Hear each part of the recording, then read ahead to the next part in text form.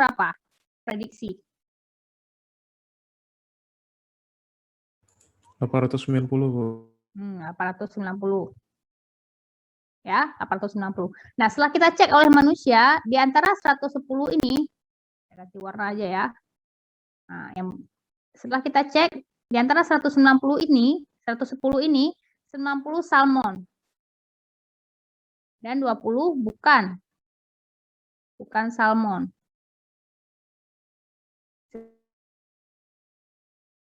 50 salmon. Artinya apa? 10 lagi salmon di mana? Sudah ditebak di sini, ya. Di sini 10 salmon. Salah kan, ditebak bukan salmon. Padahal dia 10 ini adalah salmon, ya kan? Nah, berarti udah berkurang nih. 890 udah jadi 880. Nah, di antara 880 ini 20 di antara 8 dia harusnya kan 900 tadi nih. Tapi 20 udah ditebak jadi bukan salmon. Tinggal berapa yang dia tebak? Di antara 860 yang bukan salmon, dia sudah ditebak 20 salmon. Udah hilang data dia 20. Sisa dia berapa? 870.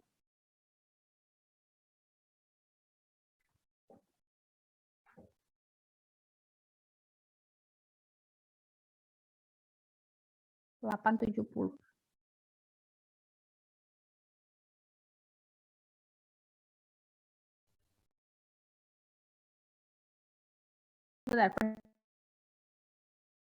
hitungannya benar nggak ya? Tunggu dulu. Yang diprediksi. Di sini ada ya. Di sini ada contoh selanjutnya ada. Kita bahas yang ini aja dulu.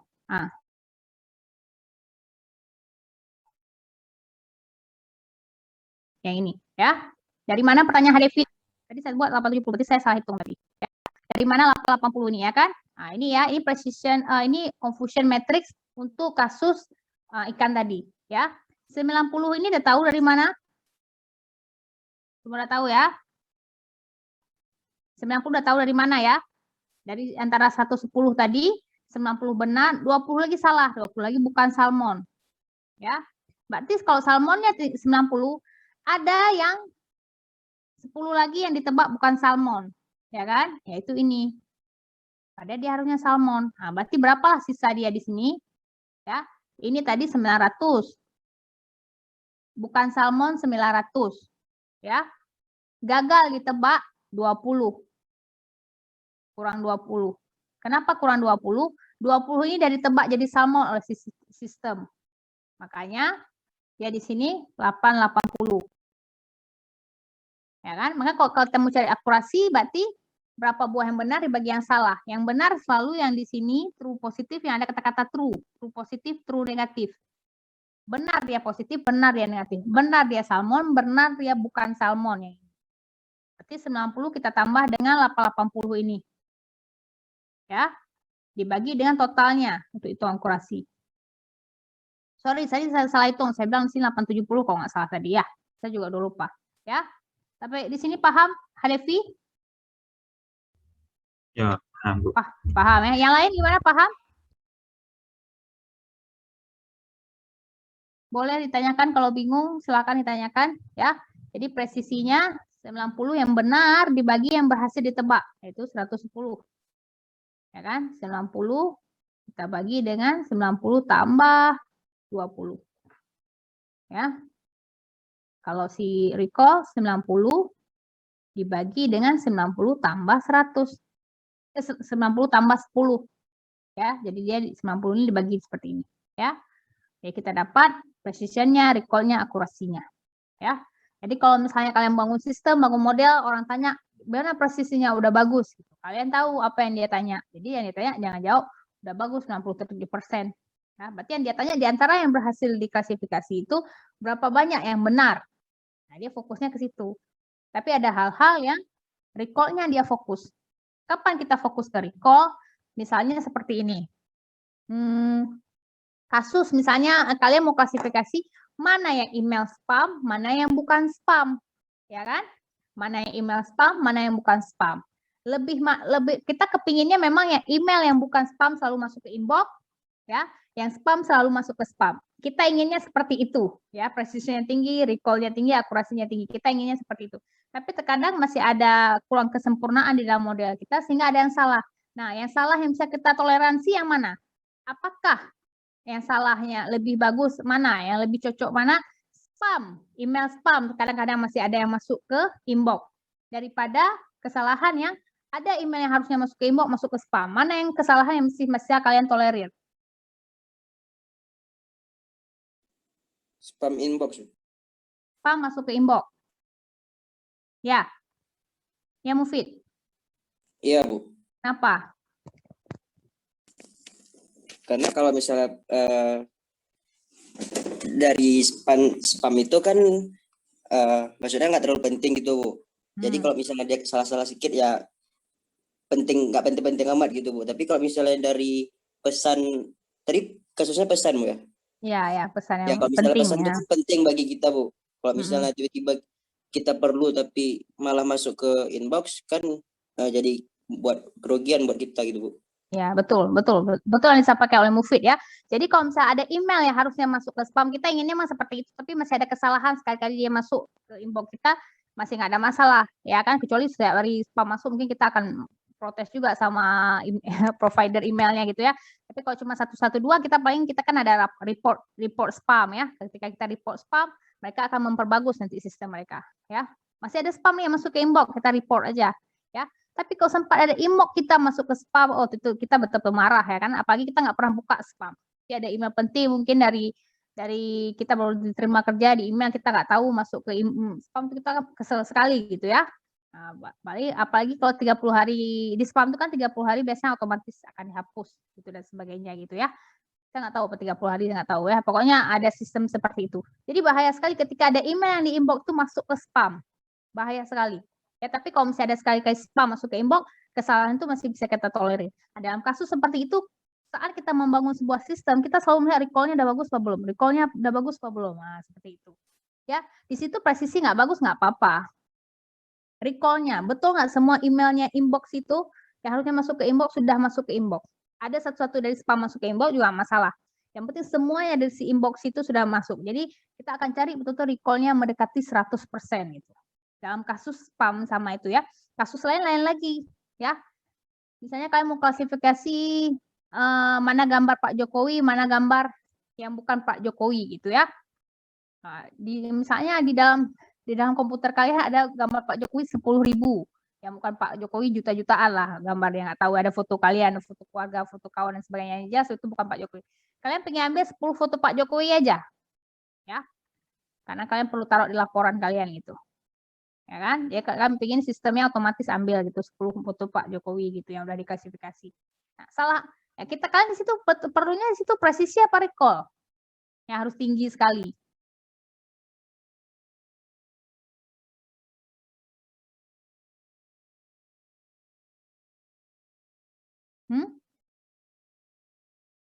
Presisi apa recall situ yang harus tinggi sekali? Presisi ya, Bu. Ya, presisi ya. Kalian antara 10 yang kalian ambil ini, kalian mau 10-10-nya Pak Jokowi. Enggak berhasil kita ambil dapat Jokowi 1000 buah itu nggak perlu, karena kita memang perlunya 10 ya.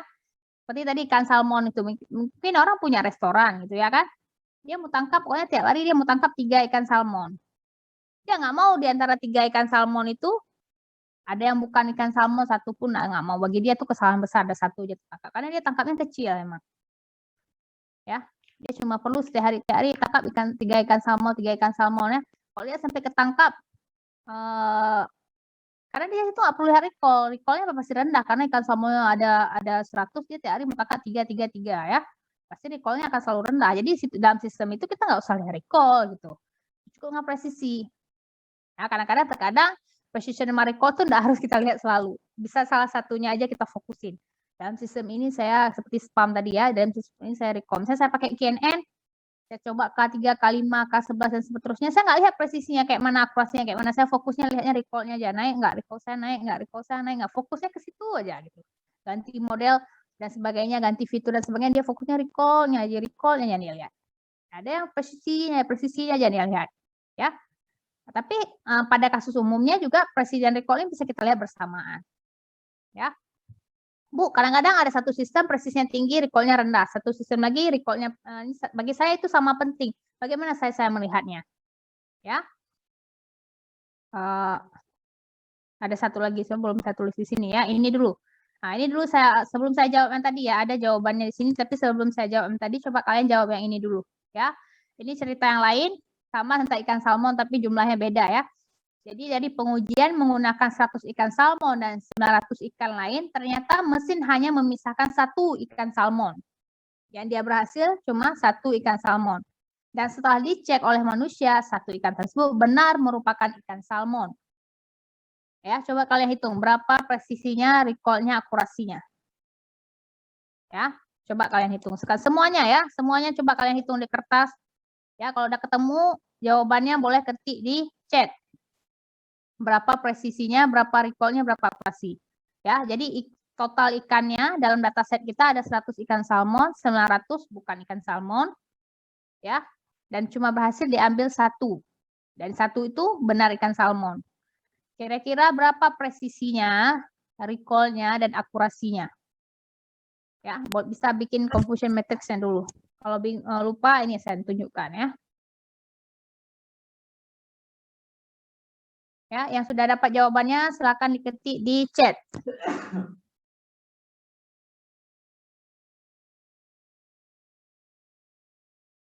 Ya, saya kasih waktu 3 menit ya.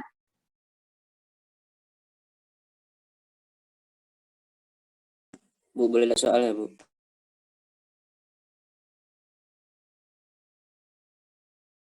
Boleh.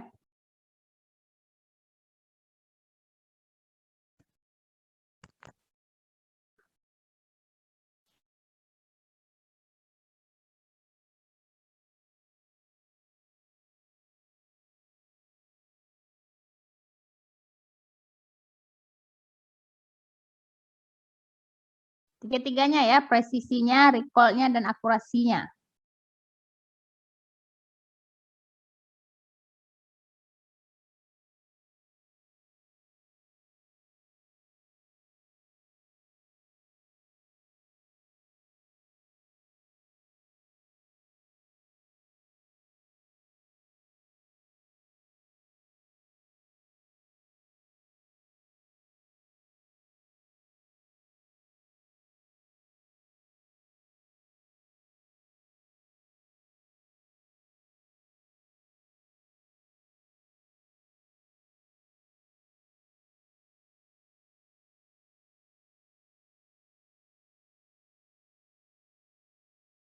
Ya, silakan diketik jawabannya.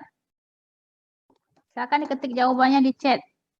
Ya, presisinya berapa, recall-nya berapa. Baru Stephanie nih, yang lain mana? Ya. Salah enggak apa-apa. Ya, jadi situ dikasih tahu, oh belum tepat lagi. Berarti belum paham gitu ya.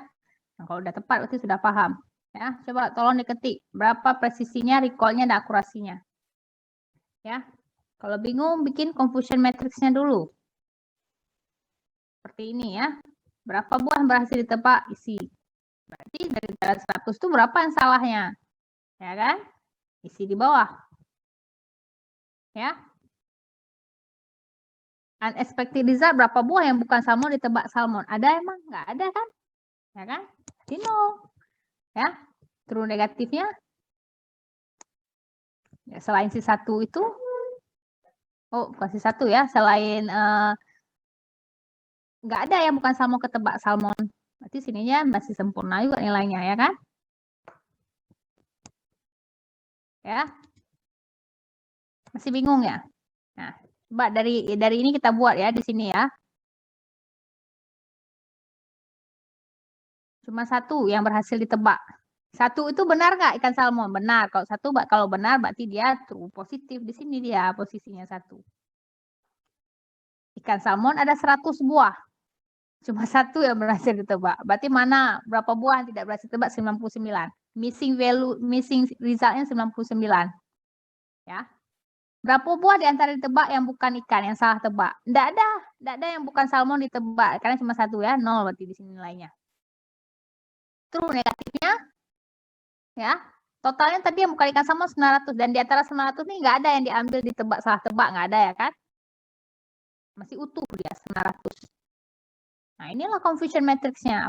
Kalau udah dapat confusion matrix, tinggal presisinya 1 ya, kita bagi 1 tambah 0, 1 bagi 1, 100%. Betul Stephanie ya, 100% berarti. Nah, recall-nya gimana cara hitung recall-nya? 1 dibagi dengan 1 tambah 99, 1 bagi 100. Betul nggak jawabannya? 1 bagi 1, betul ya, 0,01. Ya, atau cuma 1%. Ya, gampang ya. Masa dari 27 orang cuma 1 orang yang berhasil menjawab? Kalau akurasi berapa? 90,1. Ya. Nah, ini kunci jawabannya nih. Ya. Setelah melihat penjelasan masih ada yang bingung nggak? Kalau ada silakan ditanyakan kalau ada yang masih bingung.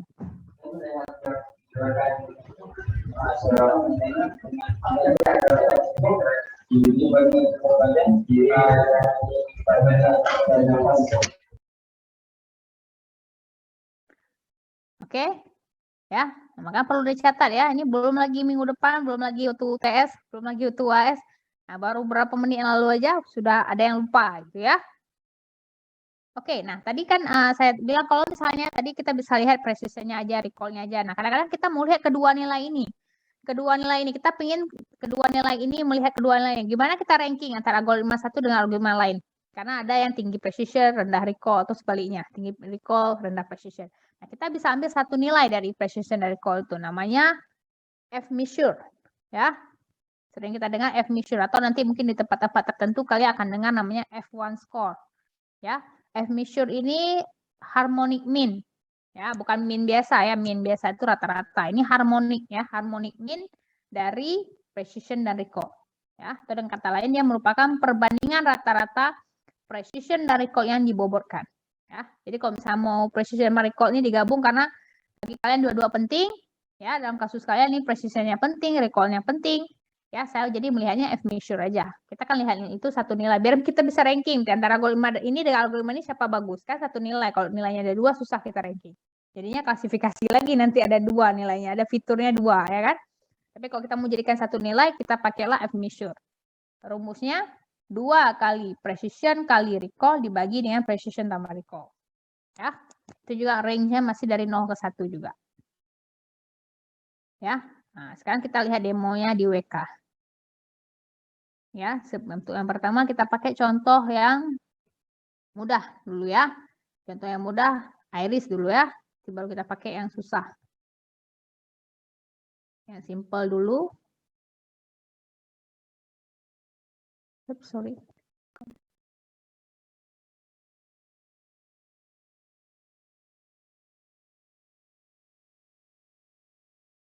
Kita lihat yang iris dulu ya. Nah, iris kelasnya ada berapa? Kelasnya ada 3. Kita classify, saya disini coba pakai knife by saja, walaupun belum kita belajar lagi ya. Belum kita belajar yang KNN, nggak apa-apa. Kita coba ini dulu. Nah, kita perhatikan ini akurasinya 96% ya. Karena ada 150 ya, tadi total semua iris itu 150. 144 berhasil dia tebak dengan benar, 6 salah. Berarti 144 dibagi dengan 150 dapatnya 0,96 atau 96%. Ya. Nah, confusion matrix-nya seperti ini. Seperti ini. Ya, yang di bawah ini confusion matrix. Ya. Nah, kalau kita lihat A ini adalah Iris Sentosa, B adalah Iris versicolor, dan C Iris virginica. Nah, ya kan? Nah, ini ya. Saya besarkan dulu ya. Karena lihat. Oke. Nah, kalau kalian lihat 50 ini. Ya.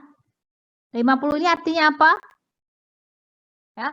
Ini masing-masing dataset kita kan 50 ya. 50. Setiap kelasnya 50 semua. Artinya ketika 50 sudah ada di sini, ya. Ini classify S, ini sebelah sini ditulisnya nggak masalah, dia mau sebelah mana. Ini dia diklasifikasi sebagai, ya, berarti dia ini kelas yang sebenarnya seperti ini, aktualnya seperti ini. Si 50 ini sebenarnya dia kelas A. Dan dia tebak dia juga kelas A. Kita lihat ke samping. Ya, dia 50 ini adalah 50 dari kelas A dan dia ditebak juga kelas A.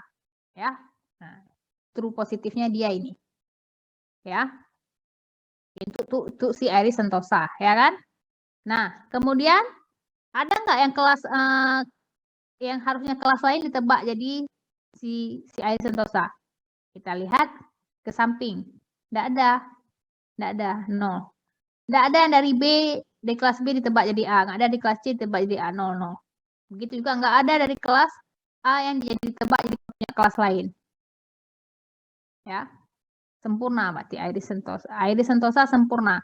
Makanya untuk Iris Sentosa, kalau kita lihat di tabel di atas ini, Iris Sentosa, precision-nya 1, recall-nya 1, emission-nya 1. Ya, dari 0 ke 1, 1 sempurna, berarti nggak ada yang salah. Ya kan? Nah, sedangkan kelas yang B, kelas Iris Versicolor, 48. 48 dia ditebak B, di kelas yang sebenarnya juga B. Ya, kita lihat yang di atas nih ya, kelas sebenarnya juga B. 48 dia kelas B, ya. Ditebak juga kelas B. Padahal satu kelas tadi 50, berarti dia ada 2 yang salah. 2 yang harusnya kelas B tapi sudah salah tebak, tertebak ke kelas lain. Mana yang 2 itu? Ini. Ya, 2 lagi salah tebak. 2 lagi dia ditebak kelas masuk kelas C, ditebak oleh sistem. Padahal sebenarnya dia punya kelas B. Punya kelas B, ditebak jadi aslinya dia punya kelas. Jadi sorry ya, ini classify S ya. Betul. 42 lagi ini dia ditebak sebagai kelas B, padahal 2 lagi ini adalah kelas C. Ya. Nah, kemudian yang di bawahnya 46 nih. 46 dia ditebak sebagai kelas C, sebenarnya dia betul kelas C. Ya, berarti ada 4 lagi yang salah tebak, yaitu ini ya. 4 lagi dia kemana? Kenapa salah tebak? Ya, 4 lagi itu ditebak ke kelas si B. Ya, jadi seperti itu kita baca.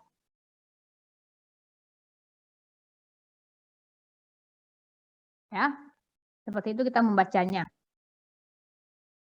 Ya, nah, ini gampang karena masih kelasnya kelas 2, 3 ya, begitu juga kelasnya banyak. Ada sini contohnya yang kelasnya banyak ya. Data yang gelas ya. Data yang gelas kelasnya banyak nih. Ya, di sini namanya tipe. Yang terakhir ini adalah kelas. Namanya nggak harus kelas ya, apapun boleh. Namanya di sini dia dikasih nama tipe. Ya, kalau kalian lihat ada 7 kelasnya. Ya. Ini gelas. Berarti dia ada ini unsur-unsur kimia ya. Unsur-unsur kimia dia mengandung ini, fiturnya itu dari unsur kimia. Tipenya apa? Ya. Ada kontainer, ada built-in float, nggak tahu ya. Itu ya, kita tanya sama orang kimia nanti. Atau orang apa ya, saya nggak tahu, industri mungkin dan sebagainya, nggak tahu ya, nggak paham ya, nggak paham, datasetnya belum saya lihat dengan bagus, tapi saya fokusnya ke kelas-kelas ini aja. Kelasnya banyak, ada 7 ya, jadi coba kita classify, kita lihat. Nah, confusion metricnya kayak begini nih ya, langsung nampak yang banyak salahnya kemana nih ya. Banyak salah kalau kita lihat ini 51 ini punya kelas 51 ini punya kelas A ya, ditebak jadi A. Nah, berarti selain yang ke bawah-bawah ini salah tebak, 48 ini besar sekali salah tebaknya. 48 ini dia seharusnya milik kelas B, tapi dia ditebak dia masuk kelas A. Gede, ya kan? Berarti pasti nilai B itu buruk di sini ya. Si B itu berarti sini built-in non-float. Ya lihat nih, recall-nya 0,171. Ya. Karena cuma dibahas sedikit dia tebak jadi kelas dia itu 13. 48 banyak sekali salah. Ya, recall-nya rendah sekali, banyak sekali yang tidak berhasil ditangkap kembali. Yang nggak berhasil ditebak lagi sebagai dia kelas B. Dia kelas B sebenarnya, tapi dia tidak berhasil ditebak sebagai kelas B. Banyak sekali jumlah, sampai 48. Makanya akurasinya 0,1. Ini ya. Yang ini. 0,171. 0,1 kecil sekali ya. Nah, kalau kalian lihat di sini mana yang nilainya tinggi di sini? Nah, misalnya ini tinggi ya, 0,8 ya. Yang lain kan kecil-kecil, 0,3, 0,3 ini 0,8, tinggi kan? Recall-nya tinggi nih, 0,8. Kalau kita lihat kelas apa? Tableware nih. Coba tableware, F. Nah, kita lihat 8. Ya, dia mana sedikit, dia total kelasnya itu cuma 9. Ya kan? Kita bisa juga lihat di sini, si tableware itu nomor 6. Itu 2, 3, 4, 5, 6. Yang hijau ini cuma 9. Nah, di antara 9 itu, dia berhasil ditebak kembali 8. Ya, di antara 9 dia berhasil ditebak 8. Banyak ya kan, dari 9 dia berhasil ditebak 8, cuma salah satu. Makanya recall-nya tinggi, sampai 0,8. Ya, 0,8 ini kita bilang tinggi di antara nilai-nilai yang lainnya 0,4, 0, ya. Tapi kalau kita punya nilai 0,9, 0,8 itu rendah ya. Jadi kan relatif, kita bilang tinggi rendah. Di sini karena modelnya masih buruk ya, akurasi masih 48%. Jadi 0,8 ini udah sangat bagus. Ya, kalau kita bilang nih, oh kelas F ini udah sangat bagus dia tebak. Ya, yang masih buruk sekali nih tadi ya kan. Ada 48 yang bukan dari kelas B masuk ke ada 48 dari kelas B masuk ke kelas A ditebaknya. Itu buruk sekali berarti. Buruk sekali kondisi dataset untuk kelas B ini. Atau mungkin kita harus ganti algoritma lain atau kita ganti fitur lain, ya. Nah, kita fokuskan itu. Ya nggak cuma lihat akurasi aja. Kita bisa fokus mana banyak salahnya. Ternyata banyak dari kelas B yang masuk ke kelas A. Ya. Kalau kita lihat memang yang paling banyak nilai di sini kelas A dan kelas B ya, yang lain sedikit. Ya. Ini ada kelasnya 0 semua. Ya. Yang D ini 0 semua dia. Enggak ada yang ditebak di kelas dia dan juga nggak ada yang berasal di kelas dia. Kalau kita lihat memang datanya kosong. Ya. Tapi kok dia ada di sini? Kalau dia nilainya 0, dia kenapa ada di sini? Kalau nggak ada datasetnya, kenapa dia ada di dalam kelas ini? Menurut kalian kenapa?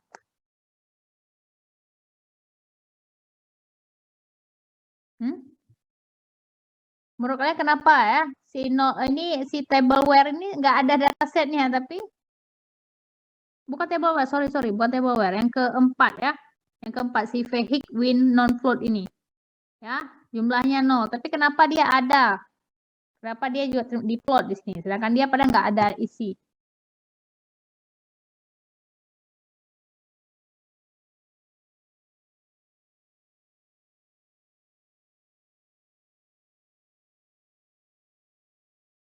Ada yang tahu kenapa?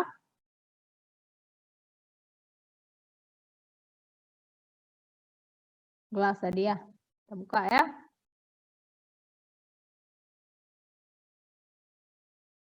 Ya. Ya, karena ada di sini. Karena dia dimasukkan ke dalam ini. Kelasnya dia masukkan ke dalam ini ya. Ya, kalau nggak mau ada itu ya hapus saja di sini. Di sini ada win non float nih, tapi di bawahnya udah nggak ada nih. Dari atas ke bawah nih nggak ada lagi yang namanya sama seperti itu. Ya, itu. Sama kalau kita tambahkan di sini nanti ada kelas lagi namanya A gitu ya. Nanti di sana akan muncul. Tapi ketika dia tidak ada di data ini ya tidak ada, dia 0 jumlahnya. Ya.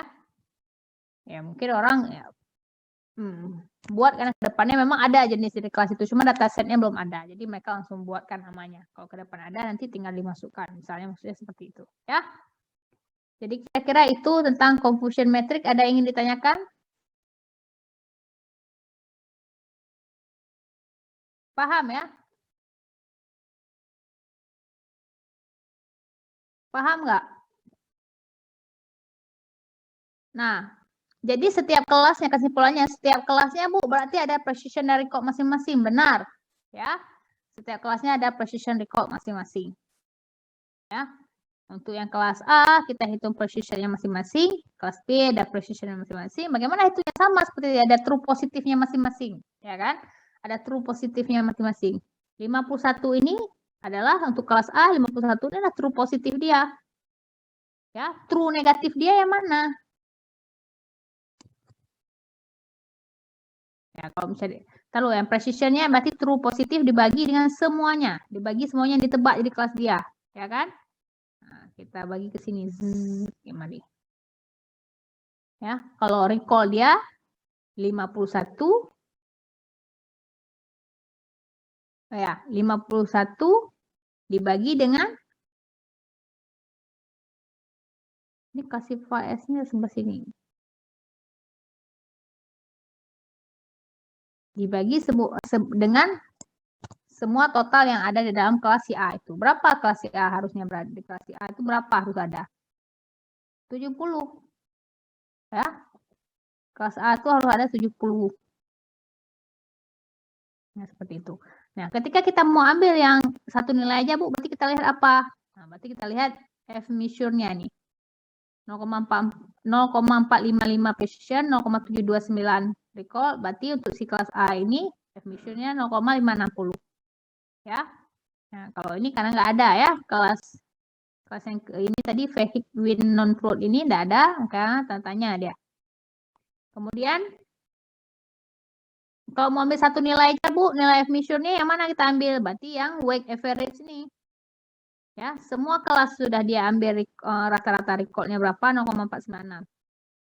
Ya. Rata-rata precision-nya 0,496, rata-rata recall-nya 0,486, rata-rata F measure-nya 0,453. Ya.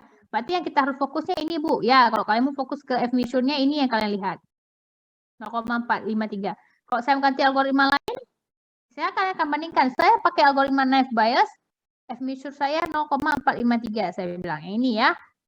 Nah, itu juga kalau saya ganti. Tapi ketika saya pakai misalnya CNN, gitu ya, dengan K sama dengan 1, saya dapat F measure-nya lebih baik. Gitu saya bilang. 0,704. Jadi hal yang sama kita bandingkan. Begitu kita ganti sistem yang lain, oh saya mau ganti K-nya jadi berapa misalnya. Ya, K-nya saya ganti jadi 7. Hal yang sama yang kita lihat. Jangan sekali-kali kita ya akurasi ya kan, sekali-kali kita ini ada hal yang kita bandingkan ya kan. Berarti tadi F measure-nya saya bandingkan. Turun ternyata. Dengan K sama dengan 7 turun F measure saja jadi 0,6. Ya, tapi kalau tadi K-nya sama dengan 1 bagus 0,7. Kalau pakai naive Bayes tadi turun lagi 0,453. Ya.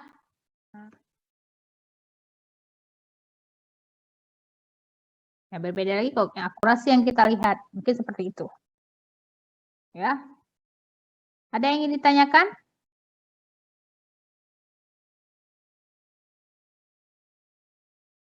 Bisa dipahami nggak?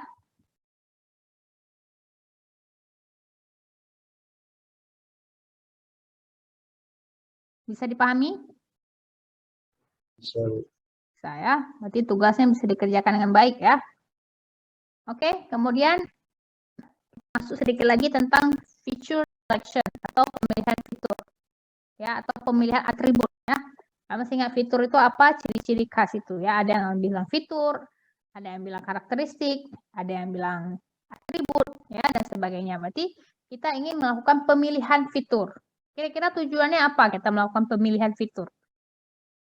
Artinya kita sudah punya fitur ya. Pemilihan fitur ini misalnya kita sudah punya fitur sekitar 100. Kita mau pilih nih.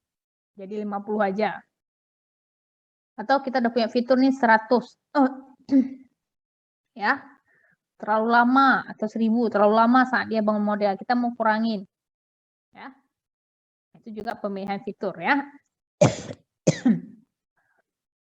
Nah, jadi tujuannya ada beberapa tujuannya. Yang pertama kita menghilangkan fitur yang tidak relevan.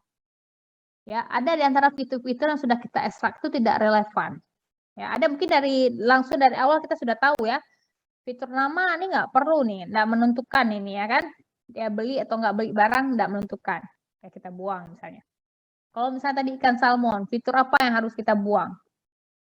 Fitur warnanya dia oranye apa tidak oranye, mungkin itu mengaruhi ya mana salmon yang mana bukan. Tapi fitur misalnya ada ekor atau tidak ada ekor, semua ikan ada ekor atau tidak ada ekor, itu kita dari awal sudah tahu ya, tapi bukan bagian ini ya, ini kita sebenarnya sudah tahu dari awal ya, tapi lebih kalau fitur selection itu ini fitur-fitur yang kita sebenarnya tidak bisa tebak secara, kalau belum kita olah kita nggak tahu ini penting apa enggak. Kayak suatu nilai misalnya, oh tinggi badan dia gitu, berat badan dia itu pengaruh nggak sih ke beli nggak beli barang gitu.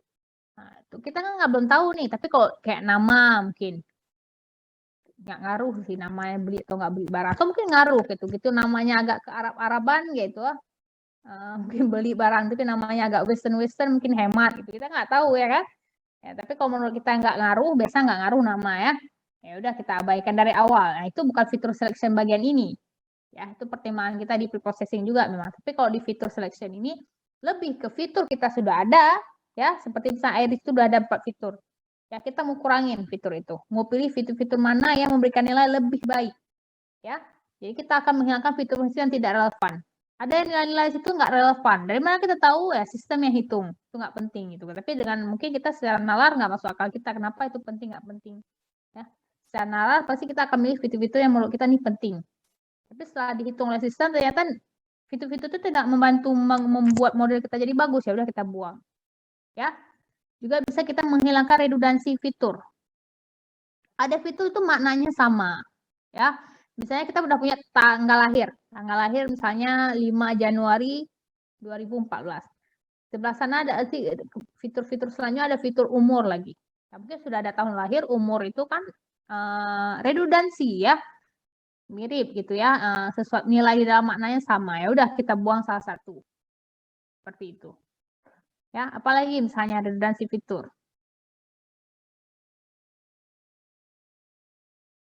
Ya. Fitur-fitur yang sama apalagi seperti itu, maknanya sama ya. Satu misalnya ukuran baju, satu lagi berat badan. Mungkin kalau misalnya fitur kita udah terlalu banyak, kita bisa buang salah satunya, ya kan? Nah, mungkin related gitu ya. Sudah berat badan, ukuran baju lagi, karena biasanya memang berat badan yang di atas 60 itu pakai banyak, misalnya memang XL ya. Yang di bawah 50 memang pakainya S misalnya. Ya udah salah satu itu aja kita pakai misalnya seperti itu ya. Kemudian meningkatkan performasi model. Nah, kenapa jangan kita buang fitur tadi, fitur kita banyak, tadi ada 100, tiba-tiba kita buang 50, jadi 50, model kita jadi lebih bagus. Kenapa? Karena berarti yang kita buang tadi adalah fitur-fitur yang nggak ada guna, bikin bingung aja. Gara-gara ada fitur itu, model kita jadi nggak bagus. Ya, jadi kita buang, nanti performasi model kita jadi lebih bagus. Kemudian, manfaat lainnya adalah meningkatkan kecepatan kerja. Ya, jadi ketika misalnya fitur kita banyak, pasti lambat ya kerjanya ya. Misalnya di KNN aja contohnya, dia nyari jarak antara tetangga terdekatnya. Kalau tetangga terdekatnya ada berapa dimensi, dia kan juga sama dimensinya ya. Misalnya ada 100 fitur, berarti dimensi kita 100. Ada 1000 fitur, dimensi kita 1000. Ada 10.000, 10.000 ya, yang harus kita jumlahkan itu lebih banyak. Ya, untuk kita cari jaraknya kita jumlahkan lebih banyak. Dan di sistem algoritma apapun, ketika dimensinya fiturnya lebih banyak, pasti memakan waktu yang lebih banyak dalam menghitung. Jadi dengan kita buang fitur-fitur sebagian yang nggak terlalu penting, atau mungkin penting juga, tapi memang kita dari sini perlu kecepatannya juga, perlu dipercepat, kita sebagian yang kita buang. Nah, jangan kita buang setengah, jangan kita buang fitur baik. Makanya kita harus lakukan perhitungan pemilihan fitur, agar fitur yang kita buang lah memang fitur-fitur yang kalau kita ranking itu fitur-fitur yang kurang baik lah. Ya, Bu ini baik semua Bu, tapi kalau saya perlu cepat, saya harus buang setengahnya fitur. Ya udah kita lakukan fitur selection juga, seperti itu ya. Fitur selection itu tujuannya yaitu untuk memilih fitur-fitur terbaik agar performa akurasi kecepatan lebih bagus ya kan, dan lebih relevan dengan yang kita inginkan itu ya. Nah, saya nggak jelaskan satu persatu atau lebih dalam lagi tentang fitur selection ya. Langsung aja kita demo sedikit ya. Walaupun sebenarnya ini bukan materi tentang WK lagi ya. Materi tentang WK itu cuma 1 hari. Cuma karena saya mau nampakkan ya, confusion metric itu ada ternyata di WK gitu ya. Walaupun mungkin kalian pakai library juga di Python nanti juga akan ada confusion metric ya. Cuma kenapa dengan WK saya tunjukkan ya cepat aja gitu. Saya bisa ganti-ganti ini tanpa harus ngetik-ngetik coding ya, sudah terganti. Begitu kan, pilih atribut. Kalau pilih atribut atau fitur selection, di sini namanya select attribute ya. Di WK namanya select attribute. Nah, kalau kalian choose ya, ada banyak model-modelnya ya. Ada banyak. Saya pun nggak tahu semuanya apa model-modelnya. Mungkin yang saya tahu cuma beberapa seperti correlation gitu ya. Kalau correlation itu dia cari korelasinya. Ya, fitur-fitur mana yang punya korelasinya tinggi. Ya, fitur mana yang punya korelasinya tinggi, ya itu akan dia lebih utamakan daripada fitur-fitur yang tidak memiliki korelasi ya. Jadi kalau di dalam statistik itu korelasi itu pasti dari min 1 ke 1 ya. Jadi ketika korelasinya positif kemari, mendekati 1, Dia mempunyai hubungan yang sangat, ya. Kalau dia mendekati min 1, sebenarnya dia mempunyai hubungan yang sangat bagus juga, cuma secara keterbalikan, ya. Yang mendekati ke 0, baru dia tidak ada korelasi. Contohnya apa? Misalnya saat diplot, saat kalian plot misalnya tadi beli tidak beli sebuah barang, ya kan? Beli 1, tidak beli 0. Ini kelas, ya. Kemudian ada fitur, misalnya fitur gaji, ya, fitur gaji, ya. Coba kalau kalian perhatikan nih, gaji kan bisa kita urutin nih fitur gaji. Ada yang gajinya 1 juta, ada gajinya 2 juta, ada gajinya 100.000, ada gajinya 5 miliar, dan seterusnya. Kalau kita urutkan dan kita plot, ya. Kalau kita plot gajinya berarti dari sini kemari, gitu ya. Semuanya ada dari sedikit ke banyak. Nah, di antara sebanyak itu ngaruh nggak? Ngaruh nggak? Kira-kira akan membentuk kayak gini nggak kelasnya? Yang sebelah sini itu tidak beli, yang sebelah sini beli. Kira-kira kayak gitu. Ya, walaupun nggak akan mungkin kayak gitu kali ya. Kalau kayak gitu kali namanya 100%, tapi nggak mungkin seperti ini kali. Paling di sini ada 1 nggak beli. Tapi dominan yang sebelah sini tidak beli, yang sebelah sini beli. Berarti kalian bisa bilang gaji dengan kelas punya korelasi yang positif. Ya, walaupun nggak semua kayak itu, tapi mayoritas seperti itu korelasinya positif. Makin gaji naik, ya, kelasnya juga 1 itu. Kalau gajinya turun, kelasnya juga 0 gitu. Ya. Tapi ada yang nggak ada hubungan seperti itu, atau hubungannya kalau ada pun kecil. Itu korelasinya rendah namanya. Ya. Atau kalau kebalikan min 1 gimana, Bu? Nah, kalau min 1 kebalikan gimana misalnya? Umur mungkin ya, semakin muda umurnya peluang dia beli tinggi, semakin tua umurnya dia beli rendah gitu. Nah, itu juga korelasinya mendekati minus 1. Ya, bukan berarti nggak ada hubungan minus 1 loh, Bu, jauh dari situ, enggak. Kebalikan, tapi dia satu yang mengaruhin ya. Mempengaruhi walaupun kebalikannya, tapi sesuatu yang mempengaruhi. Ya. Ya, semakin misalnya kalau kemarin itu saya pernah dapat contoh waktu di ratingnya sereal, jadi ada sereal akan di rating, ada kelas 1, kelas 2, kelas 3 berdasarkan misalnya konsumsi apa di dalamnya itu kandungan di dalamnya ada gula dan sebagainya. Nah, ternyata itu bukan di Indonesia ya, di luar negeri ya, saya nggak tahu negara apa. Ketika gulanya menurun, rating itu naik. Ketika makin rendah gulanya, makin suka orang, makin banyak beli. Makin tinggi fiber, makin ratingnya makin tinggi. Ratingnya orang taruh bintang 3, bintang 2 dan sebagainya gitu ya. Jadi kita bisa bilang gula itu berkorelasi negatif dengan rating. Makin rendah gula, makin tinggi rating. Berarti berkorelasi negatif, mendekati min 1. Ya. Tapi kalau fiber makin tinggi fiber, makin tinggi itu berkorelasi positif. Ya, jadi dia akan hitung antara fitur-fitur kita tuh mana, gitu ya. Saya nggak jelaskan satu persatu, tapi sekilas saja bahwa mereka ada melakukan perhitungan, bukan tebak-tebakan aja gitu ya, bukan tebak-tebakan aja. Ya, misalnya sih saya pilih yang gain ration ini ya, yang infogain ini, yang sering dipakai juga di data mining, infogain attribute evaluation ini, saya coba, ya, saya start, ya, tadi kita yang kelas ini ada berapa fitur? Ada 9 ya, yang ke-10 adalah kelas. Nah, setelah kita melakukan pemilihan fitur pakai infogain atribut ini, nah inilah nilai dari dia dan dia sudah ranking. Ketika dia sudah ranking, kita lihat di sini. Ya, ternyata menurut dia fitur terbaik itu adalah fitur AL ini, fitur Mg, K, C, ini dan sebagainya. Ini kalsium kayaknya ya, magnesium gitu ya. Dan natrium dan sebagainya. Sedangkan yang nggak baik itu ini. Yang paling bawah ini ada yang 0. Berarti kalau 0 ya kita buang aja lah, nggak ada maknanya ya kan. Kalau menurut si infogain ini ya, kalau lain lagi yang kita cari mungkin lain lagi yang kita dapat gitu ya. Nah, berarti kalau kita ingin buang, misalnya siapa yang akan kita buang? Jangan kita buang yang ini. Kita buangnya lah yang di bawah-bawah ini. Si ini, si FE ini misalnya gitu ya, saya buang ya.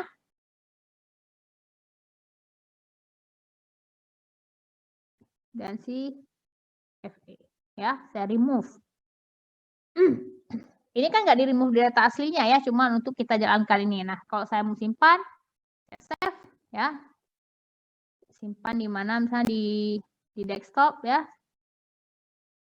Saya kasih nama tes saja ya. Tes. Ya, saya simpan di sana. Saya lihat bagus nggak? Ketika ada saya buang itu, kita lihat klasifikasi. Tadi sebelum saya buang itu kita pakai, ini sebelum ya, belum kita jalankan, tadi pakai si KNN ya, yang K-nya sama dengan Yang K-nya sama dengan 1 aja ya kita bandingkan ya. Yang bagus tadi ya. K-nya sama dengan 1, akurasinya 70. Sekarang udah saya buang ini, saya coba lagi. Jangankan untuk K-nya sama dengan 1 juga.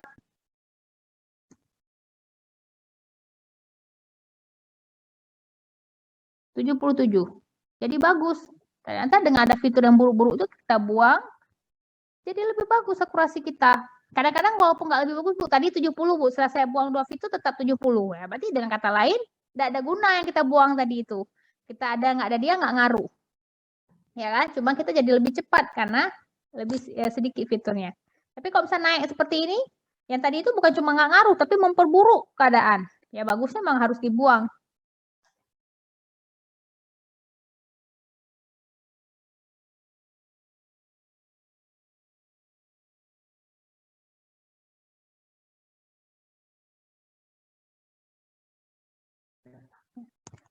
Sorry ya, ada keperluan sebentar tadi. Ya, jadi seperti itu ya. Nah, tadi ketika akurasinya 70, ternyata ketika saya buang 2 fitur tadi, ya naik jadi 77. Ya kan 2 fitur yang ada nilainya itu sangat kecil di sini ya. Ya, nah, kita coba kelas lain yang fiturnya banyak sekali. Ini saya coba lihat yang saya simpan tadi aja dulu ya. Kita coba lihat kelas yang saya simpan tadi di desktop.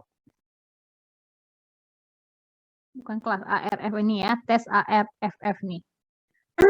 Nah, kalau kita lihat memang langsung nggak ada lagi ya. Apa tadi SI dan apa tadi lupa yang saya buang, memang langsung nggak ada lagi di sini. Ini fiturnya ada 1, 2, 3, 4, 5, 6, 7. Ya, tadi 9. Ya, ini kita simpan seperti ini ya. Karena kalau kita mau buang manual, misalnya saya mau buang si RI ini ya. Pertama saya harus delete dia dulu gini. Kemudian ini semua harus kita delete ya, walaupun kita delete dengan program, nggak mungkin dengan manual. Yang di depannya harus kita delete semuanya nih. Ya, kita bisa delete ini dengan program. Ya. Nah, kalau di WK kan langsung saat kita udah memilih sesuatu, udah kita set datasetnya seperti itu, kita langsung bisa save gitu ya. Itu yang mempercepat sekali ya kerjanya.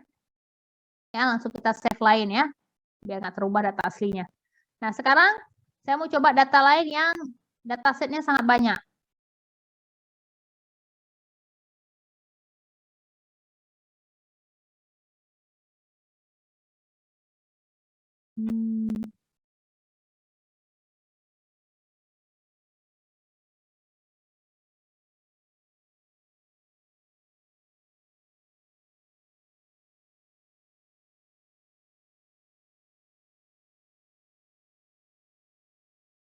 Ada misalnya ini ya, kredit G ini ya. Ini bukan dataset sangat banyak ya, sorry. Fiturnya sangat banyak nih. Ya, ada 20 fitur. Nah, coba kita praktekkan sekarang fitur selection untuk dia ya. Sekarang sebelum saya lakukan fitur selection, kita classify dulu dia. Classify dulu, saya di sini mau pakai dia naik base juga ya. Dari tadi kita naik base biar cocok ya. Nah, kalau kita lihat ini ya, kelasnya cuma 2, good sama bad. Good sama bad. Ini datasetnya kredit di Jerman ya. Jadi ini fitur-fiturnya, orang checking statusnya dia cek, duration, credit story. Ya, di antara orang-orang yang pernah kredit di Bank Jerman itu, mereka kan catat. Ya, ada yang lancar bagus ya, dia cuma ada kelas bagus saja atau buruk gitu ya. Dari bagus ada 700, badnya ada 300. Ya. Kita ingin bangun model mana yang bad, mana yang buruk agar bisa menebak. Nanti ada orang datang lagi apply kredit card, nggak tahu kredit card apa kredit biasa, kalau di apply kredit, kemudian setelah ditebak, oh dengan biodata orang ini, dengan keadaan orang ini, gajinya sudah menikah apa belum dan sebagainya ya kan, umurnya dan sebagainya, dia masuk ke kelas KNN-nya ya, teman-teman terdekatnya dia masuk ke kelas yang buruk dia. Ya udah nggak usah di approve pembuatan kredit untuk dia gitu ya. Tapi kalau masuk ke good, dia bisa dilakukan proses diizinkan dia untuk kredit di bank tersebut gitu ya. Nah, jadi kalau kita classify ya, berapa akurasinya? 75. Ya, saya sini kalau 75 nanti ketika saya ada fitur seleksi saya lihat juga akurasi. Tapi ketika kalian lihat misalnya measure Ya, nanti yang dilihat juga admission-nya gitu ya. Ketika kalian cuma perhatikan recall-nya, udah nanti yang dilihat recall-nya. Mungkin kalian mau kasih titik spam dengan bukan spam ya. Kalian fokusnya recall-nya harus tinggi. Ya kan? Jadi kalian lihatnya recall-nya yang kalian banding-bandingkan terus. Itu maksudnya ya. Nah, sekarang kita mau coba select ini tadi 75 ya, 75,4. Yang salahnya 246 ya. Sekarang kita mau select atribut. Ya. Select atribut. Kelas nama kelasnya apa tadi? Kelasnya yang terakhir nih tadi ya, kelasnya. Kayaknya kalau nggak kita pilih pun dia otomatis akan ambil yang terakhir. Nah, ini dia. Ya. Atau kalian bisa tentukan mau pilih dia pilihin berapa. Ini kan dia pilihin min 1, dia semua akan tunjukkan ya di sini dengan nilai-nilainya. Kalau kalian mau paksa, saya mau cuma 10 aja yang ini, langsung kalian ketik terus 10. Nanti dia sendiri akan tentukan. Nih ya. Berarti ini 10 terbaik di kelas-kelas itu. Oke, saya mau lihat yang ini tadi yang banyak tadi. Ini saya mau coba buang yang ini ya. Sama 4 yang pertama ini saya mau buang 4 yang 00 nilainya ini 1, 2, 3, 4. Ya, ini udah lebih bagus, udah lebih sedikit ya dimensi kita. Nah, nanti coba kita buang lagi sedikit-sedikit ya nih. Berarti nomor 18, 8, 11, 6. 18, 8, 11, 6 kita buang ya. 18, 8, 11, 6. Saya coba remove. Ya, kita coba kasih file lagi. Dengan fitur yang sudah berkurang, performasinya lebih bagus apa lebih buruk. Tadi 75,4. Sekarang 75,6 ya. Beda sedikit memang ya. Tapi dengan 4 buah fitur tadi kita buang, akhirnya fitur tadi benar-benar nggak ada pengaruhnya. Ya kan? Jadi kita buang aja, nggak ngaruh dia. Daripada memperbanyak dimensi. Mungkin karena dataset kita nggak terasa ya. Nggak terasa. Tapi kalau dataset kita sangat banyak, ribuan. Ya, fitur kita juga sangat banyak, 10 ribuan. Ketika kita lakukan pemilihan fitur ini sangat berasa nantinya. Tadi kita running bangun modelnya itu bisa 10 jam. Oh, ketika kita sudah ini jadi 3 jam gitu ya. Jadi terasa gitu ya. Kalau kita mungkin sekarang nggak terasa, nggak kita melakukan pemilihan fitur juga tidak begitu terasa. Ya. Nah, jadi itu dia fitur selection itu kita memilih fitur-fitur terbaik. Ada juga metode-metode pemilihannya seperti itu. Cuma saya kalau tanya namanya nggak tahu ya. Filter, wrapper kalau nggak salah ya, wrapper kayak gini ya. Kalau nggak salah nama ya. Jadi cara dia gimana? Kalau kita punya fitur 1, 2, 3, 4, 5, 6 dan banyak gini, dia akan coba pertama dia akan bangun klasifikasi dengan beberapa fitur aja. Misalnya 1, 3, 5. Sudah lihat akurasinya berapa? Dia catat, oh ini 0,3. Kemudian dia coba jalani lagi 4, 6, 7. Coba jalan lagi ini berarti ini 0,7. Ya, coba jalan lagi. Nanti dia perhatikan cuma fitur-fitur yang tinggi ini saja akan dia ambil. Ya, di antara fitur yang tinggi-tinggi itu ini 4, 6. Misalnya nanti ada lagi yang lain di sini yang 4, 8, 10. Ini juga tinggi misalnya nilainya. Ya, dengan 3 fitur ini aja udah 0,7. Ya, jadi dia fokus ini aja yang tinggi-tinggi ini tadi dengan fitur yang tinggi-tinggi ini, oh sama-sama ada 4. Diambil 4. Gitu ya. Nah, digabungkan dengan lain. Tapi 4 tuh bagus karena dia ada 4 di sini akurasinya bagus, ada 4 di sini akurasinya bagus. Ya, seperti itu. Ini enggak ada 4 di sini akurasinya buruk. Berarti 4 ini salah satu kategori fitur. Jadi dia buat lagi yang lain gitu. Ya, karena enggak mungkin dia coba semuanya. Ya, akan coba beberapa seperti itu. Tapi dia temukan fitur terbaik. Ya, jadi metodenya banyak, kita tidak bahas satu persatu. Yang penting kalian tahu ada loh metode fitur selection yang akan memilih fitur-fitur terbaik sehingga nanti dari antara fitur-fitur kali ini sebagian bisa dia buang ya untuk mempercepat kecepatan kerjanya, untuk memperbagus akurasinya. Seperti itu ya. Emang ada Bu fitur-fitur yang jumlahnya ribuan jutaan gitu.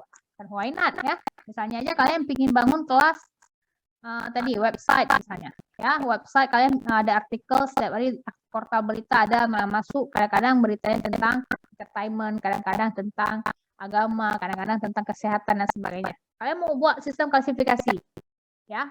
Misalnya di sini masuk satu artikel. Fiturnya apa?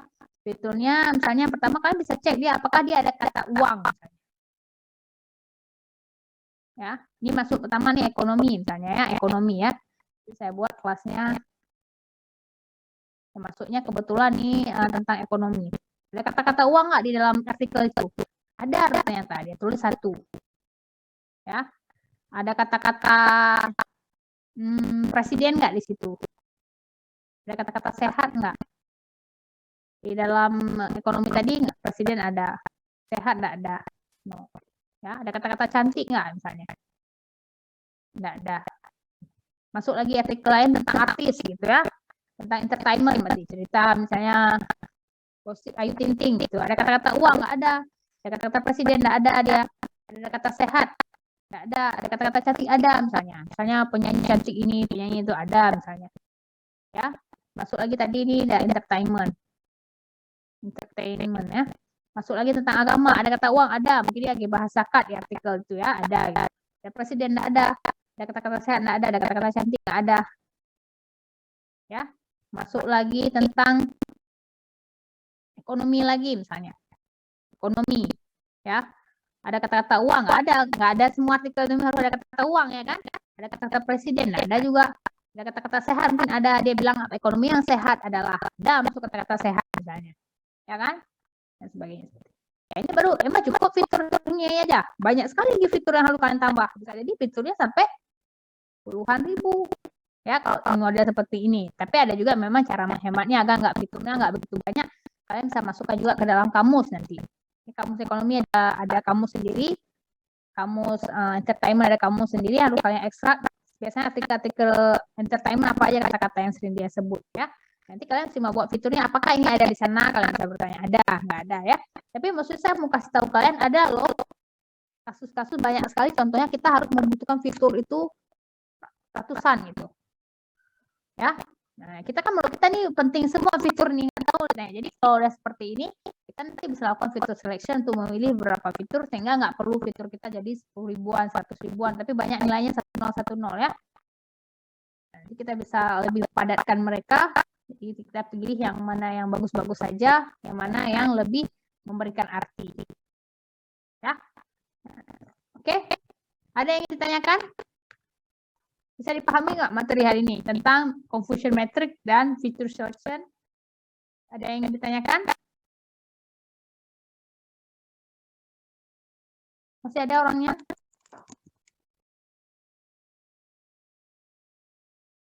Masih ada orang? Masih, Bu.